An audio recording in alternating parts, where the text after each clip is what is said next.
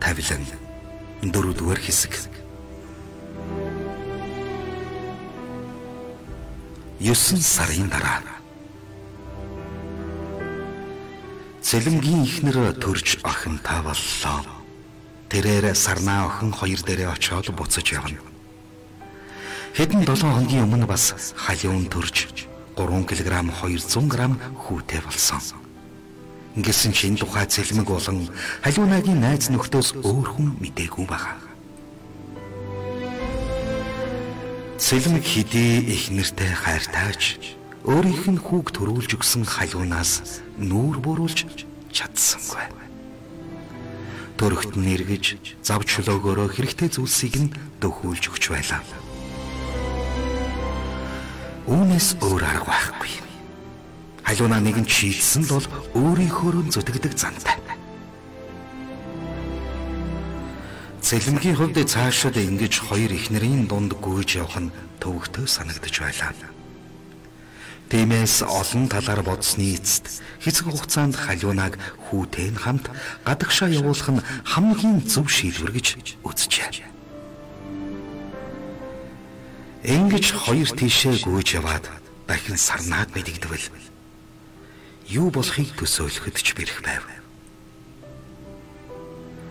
Харин халиунааг хаашаа явуулвал зүгээр үү гэж нэлээд бодлоо. Хамаагүй хэн нэгэн хүнд найдаад явуулчихвал бас болохгүй. Учир нь түүний хүү халиунаатай хамт яваа. Хэдийгээр нэг гэрт ороогүй тэгтлээ хайртай дуртай биш ч 6 цэнгэл төдий байсан ч өөрийн үр удам гэж бодохоор сэтгэлээс мөнхийн уяатаа явах юм байна гэдгийг цэлмэг халиунаагийн очиж хүүгээ харах болгондоо дэндүү сайн мэдэрч байлаа. Түүний алдаа оноог үргэлж сануулж байхаар ирсэн мэт баг хүн өөртөө жигтэйхэн адилхан. Хамар, нүд, хөл гар гээд биш гээд хэлчихвэ дээ гэсэн шиг дөөрэгаагүй зүйл гэж алгаа. Хазар дээрх мингэн хүртэл ижил. Оройхон цэлмэг гэртээ ирээд Америкт олон жил амьдарч байгаа багын найз руугаа уцаар залглаа. Учир байдлыг товчхондоо яриад халиунаа хүү хоёроо өөрлөө нь явуулчихвал харж хандаж байж болох хэсэг талаар асуувал найз нь ихэндээ жаахан гайхаж тэнэгэлзэж байснаа. Адилхан эр хүний зовлон жаргал ижил байдаг хой. Өөрт нь итгэж болно гэдгээ хэлж. Ингээд халиунааг найзынхаа урилгаар Америк явуулчихаар болохоор болсонд цэлмэг сэтгэл дөрөн байлаа. Өөрөө ч гэсэн урдын адил амрах, аялах нэрийдлэр халиунаа хүү 2 дээрээ жилд ганц 2 удаа очиод байж болох юм. Харин цэлмэг ганцаараа асуудлыг дур мэдэн шийдэж болохгүй. Халиунаа зөвшөөрөх хэсгээс бүх зүйл шалтгаална. Гадагшаа явах дурггүй, тэгээд нэлхүйтэй бүсгүй. Хүүхдийн твэрээд хүн танихгүй газар цэлэнгийн үгэнд ороод явнаа гэдэг бол юу л бол. Гэхдээ үр хүүхдээ эцэгтэй нь ойр дотн нүсгий. Хил амнаас холуур, эрүүл саруул байлгыг гэвэл тэгээд бас намайг өөрөөсөө холдуулахыг хүсэхгүй байгаа бол энэ шийдвэрийг зөвшөөрөх л ёстой. Би үүнийг л маш сайн ойлгуулж хэлэх хэрэгтэй гэж тэрээр бодож суулаа.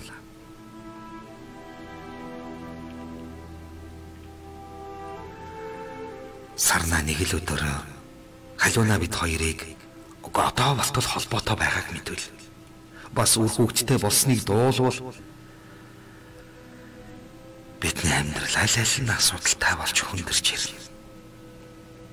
Тиймээс л ийм байдалд хүрч байна гэдгээ халиунаад ойлгох хэрэгтэй гэсэн шийдвэр хүрээд цэлмэг унтахаар хэвтлээ.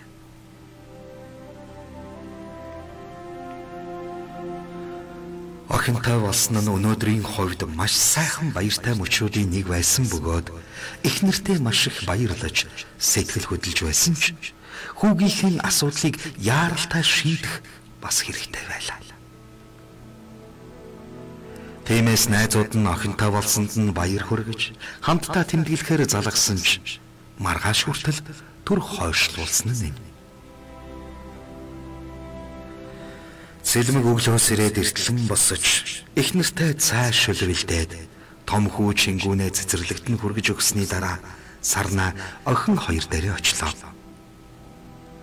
Өчигдрийг бодвол Сарнагийн хөхөнд сүү сайн орсон. Охин нь цадтлаа сүүгээ хөхөөд ичийнхэн хажууд унтаж байлаа. Тэр хоёрыг хараад сэтгэл нь нэг л сайхан цэлмэд ирэх шиг санагдахад хайрлан уярч ийм хөөрхөн эрдэнэ төрүүлж өгсөн чамдаа маш их баярлалаа гэж хэлэнгээ эхнэрийнхэн гарыг зөөлхөн үнслээ. Цэлмгийг та хоёр минь гайгүй юу? Удахгүй имлгээс гарна үстэй гэж асуухад Сарна өнөөдөр гайгүй тэнхэрчүүл маргаашнаас гарах байхаа. Чим санаа зовлтгүй ажилдаа явдаа. Тэгж угаад уцаар ярина үз. Том хүү маань яаж байна? Ээж дүү хоёр дээр очиг гэхгүй байна уу? Ингэж асуухад цаадах чинь өглөө жоохон нойрмолсон. Гэхдээ гайгүй. Ээж хөөрхөн маама хоёр хизээ гэртээ ирэх юм бэ гэж асуухаад л байгаа гэж инээснэ. За би явъя да. Чим охиноо унтаж байгаа дээр чанаа шөлөө уучгаад сайхан амраад ав. Өнөөдөр ажил нилээд их байгаа гэсээр тэндээс яаран гарч одлоо.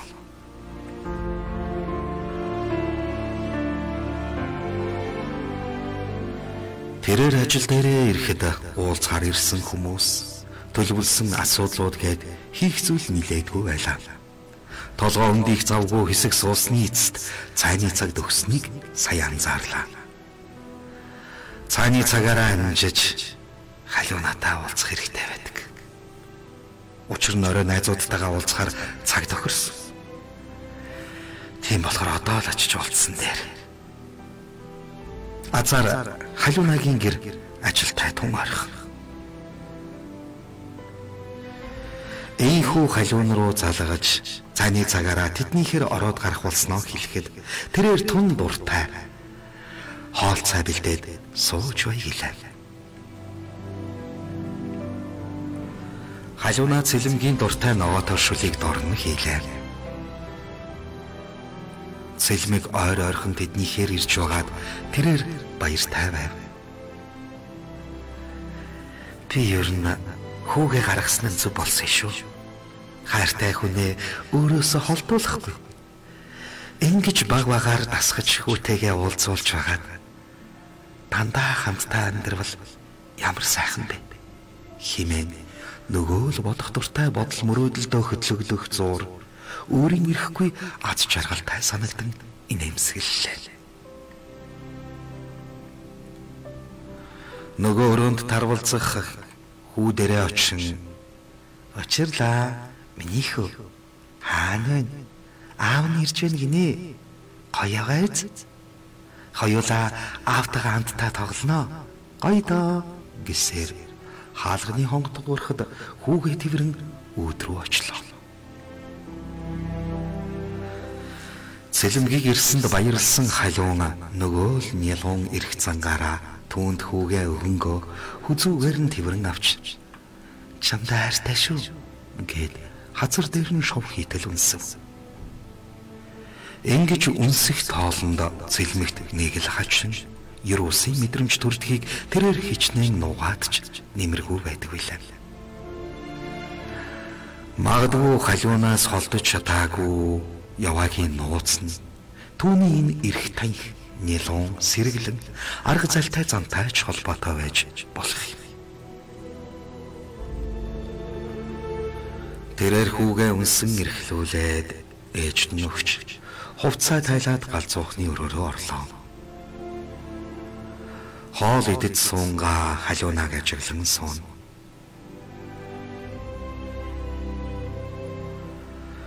Хүүхэд төрүүлээд өмнөхөөсөө ч илүү царайлаг эгдүү хүргэн болсон мэт санагдах.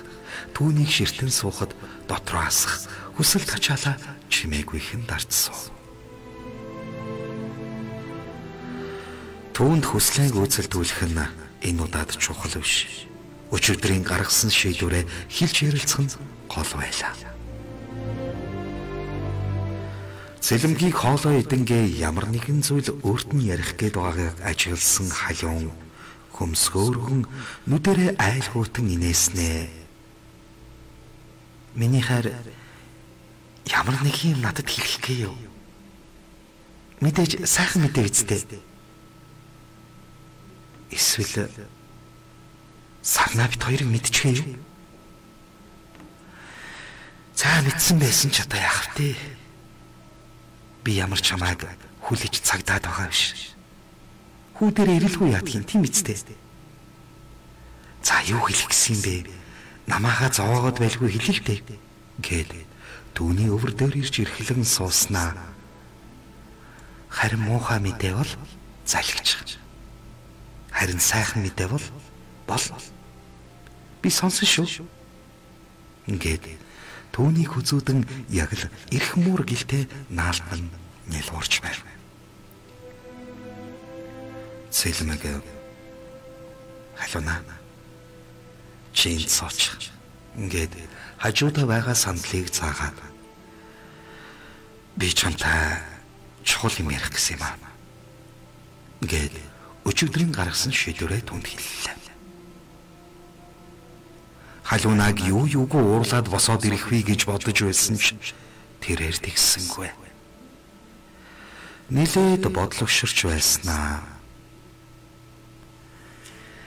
Хэрвээ чи надаас салахгүй үргэлж хамтдаа өдөр болгон ярьж ойр ойрхон очиж байна гэвэл болох юм. Гэхдээ би сайн мэдэхгүй байна. Бодож тунгааж байгаа чамд хариу хэлье. Болно үсттэй. Хайрт минь. Ингээд инээмсэглэснэ. Түүнийхээ санаа гүйцээх гэсэн мэд дахин түүнийг твэрч үнслээ. Тэр хоёр хэсэгтээ үнсэлцэж байгаад цэлмэг ажилдаа явахаар гарлаа.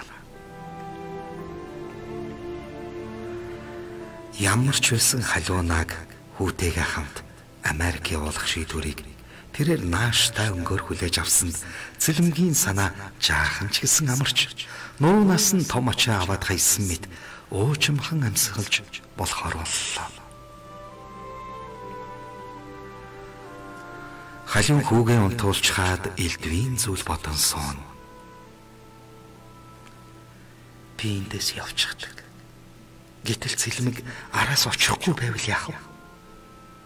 Мэдээж гэр бүлтэй хүн сарнаатайгаа саяхан бас охинтой болсон тэдэнтэйгээ аз жаргалтай л байх биз.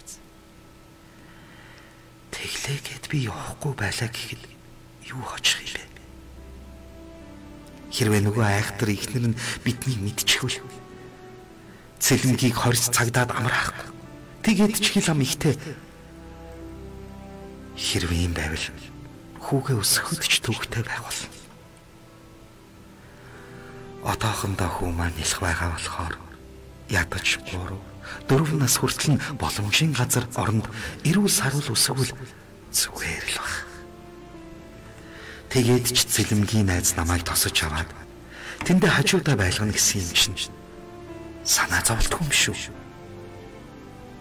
Амьдрах орчин мөнгө төгрөгийг минь зохицуулж өгч чадчих байвал цааргалаад авах юм юу вэ? Гэхдээ цэлмгээс хол би түүнийг санаад хэцүү байх болов уу?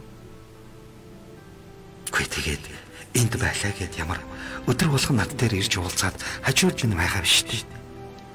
Америкт очичвол угаасаа л үе тийшээ явдаг юм чинь над дээр. Үгүй ядаж над дээр биш юм а гэхэд хүү дээрээ очиж ч л таараа. Харин ч тэр үед нь бүр чамар хүнээс нуугд нь энтер гэж зовоод байхгүй. Иргэчлөөдөө хамт таан зугаалж хонож хүсснээр байна. Заадах чинь ч гэсэн тэрийгэ бодсон байх. Тэгэхээр ер нь явсан нь зөв юм байна гэж шийдлээ.